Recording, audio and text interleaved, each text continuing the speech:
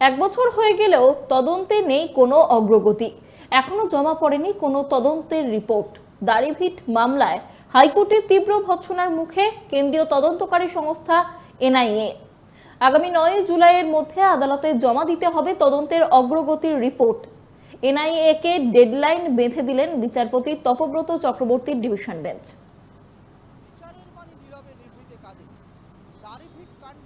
এই প্রবাদ বাক্যটাই যেন আরও একবার বিচারের বাণী নীরবে নিভৃতে কাঁদে। দাড়িভিট কাণ্ডে সেই প্রবাদ বাক্যটাই যেন আরও একবার প্রমাণিত হলো। 2018 সালে উত্তর দিনাজপুরের ইসলামপুরে দাড়িভিট হাই স্কুলের সামনে যে বোমাবাজি গুলি চলার ঘটনা ঘটেছিল, যে চরম উত্তেজনার ঘটনা ঘটেছিল, তাতে দুজন তরুণ তরতাজা প্রাণ চলে গিয়েছিল, রাজেশ সরকার এবং তাপস বর্মন। সেই দুজনের মৃত্যু নিয়ে উত্তাল হয়েছিল রাজ্য রাজনীতি এবং সেই নিয়ে কিন্তু অভিযোগ সরাসরি উঠেছিল পুলিশের দিকে। পুলিশের গুলিতেই এই দুজনের মৃত্যু হয় বলে নিহতদের পরিবার অভিযোগ তুলেছিল। তারপর এই ঘটনা গড়ায় কলকাতা হাইকোর্টের বিচারপতি সেই সময় রাজাশেখর মান্থার এনআইএ তদন্তের নির্দেশ দিয়েছিলেন। প্রায় সেটা 1 বছর হয়ে গেল, কিন্তু এনআইএ তদন্তের এই নির্দেশকে চ্যালেঞ্জ করে রাজ্য গিয়েছিল ডিভিশন বেঞ্চে এবং ডিভিশন বেঞ্চে যখন এই মামলার শুনানি হয়, তাতে কিন্তু চরম ভৎসনার মুখে পড়ল জাতীয় তদন্তকারী সংস্থা এনআইএ।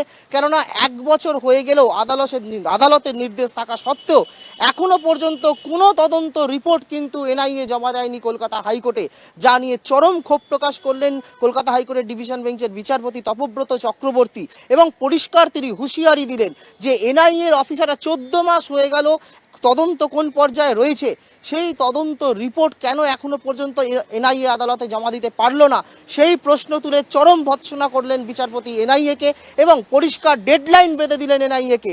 আগামী 9 জুলাইয়ের মধ্যে দাড়িভিট ঘটনার তদন্ত রিপোর্ট, স্ট্যাটাস রিপোর্ট আদালতে জমা করতে হবে এনআইএকে।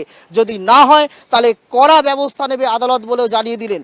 কিন্তু পরিবারের তরফ থেকে, নিহতদের পরিবারের তরফ থেকে যেটা দাবি করা হয় যে এখনও দুজনের মৃতদেহ সংরক্ষণ করে রাখা রয়েছে, পুলিশের দিকে অভিযোগ, কিন্তু এখনো পর্যন্ত এই ঘটনায় এনআইএ তদন্তভার নেওয়ার পর থেকে জিজ্ঞাসাবাদের জন্য বা জেরার জন্য এখনো পর্যন্ত একজনও কাউকে ডেকে পাঠায়নি, যা শুনে চরম ক্ষোভে ফেটে পড়েন বিচারপতি তপব্রত চক্রবর্তী। তারপরে তিনি পরিষ্কার হুঁশিয়ারি দেন এনআইএকে। তিনি বলেন 14 মাস হয়ে গেল, একটা কোনো তদন্ত রিপোর্ট নেই।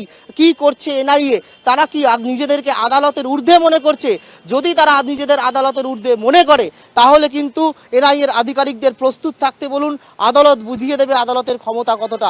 অর্থাৎ দাড়িভিট কাণ্ডে চরম এনআইএর তদন্তের ওপর চরম ক্ষোভ প্রকাশ করলো কলকাতা হাইকোর্ট। যদিও এনআইএ পাল্টা দাবি করেছিল যে পুলিশের বিরুদ্ধে যেহেতু অভিযোগ, পুলিশ যে তাকে গুলি করে হত্যা করা হয়েছিল এই দুজনকে, সেই বুলেট কিন্তু পদ্ধতি মেনে সংরক্ষণ করা হয়নি বলে পাল্টা অভিযোগ করে এনআইএ। কিন্তু এনআইএর এই অভিযোগে কিন্তু কর্ণপাত করতে রাজি হয়নি হাইকোর্ট।